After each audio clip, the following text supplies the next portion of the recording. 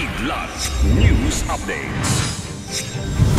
Sa ating mga balita, 577 road accidents noong holiday season na itala ng DOH. Tonetonadang basura bumungad sa NCR matapos ang selebrasyon ng bagong taon.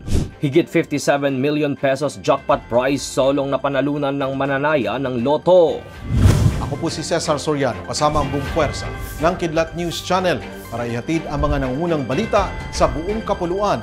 Ngayon, Umabot na sa kabuuang 577 na kaso ng aksidente sa kalsada noong holiday season ang naitala ng Department of Health o DOH. Sa datos ng DOH mula December 22 hanggang kaninang alas 6 ng umaga ngayong araw, mas mataas ito ng 33.5% kumpara sa bilang ng mga road traffic accidents noong parehong panahon ng nakaraang taon. Sa bilang na ito, 415 ay motorcycle accidents, 500 sa mga ito ay hindi gumagamit ng safety accessories, habang ang 108 naman na naitalang aksidente ay mga nakainom ng alak. Dagdag pa ng DOH ng mga naturang aksidente ay nagresulta sa pagkasawi ng 6 na individual, kung saan 4 dito ay namatay mula sa motorcycle accident. Muli namang pinaalalahanan ng ahensya ang mga motorista na palaging magsuot ng helmet at seatbelt kung sasakay sa anumang uri ng sasakyan. Pinaghahakot ng local government unit sa National Capital Region o NCR ang tonetonadang basurang naiwan sa pagtatapos ng pagdiriwang ng bagong taon.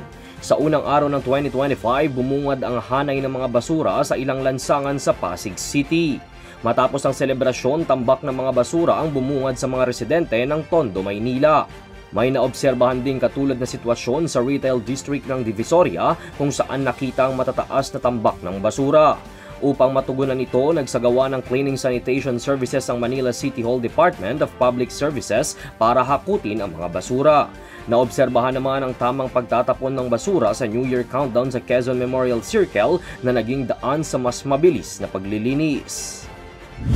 Maswerteng bagong taon ang sumalubong sa isang mananaya ng loto matapos nitong mapanalunan ng higit 57 million pesos na jackpot sa Mega Lotto 645. Sa naging draw ng Philippine Charity Sweepstakes Office o PCSO kagabi, eksaktong nahulaan ng mananaya ang winning combination na 6, 41, 29, 12, 2 at 15.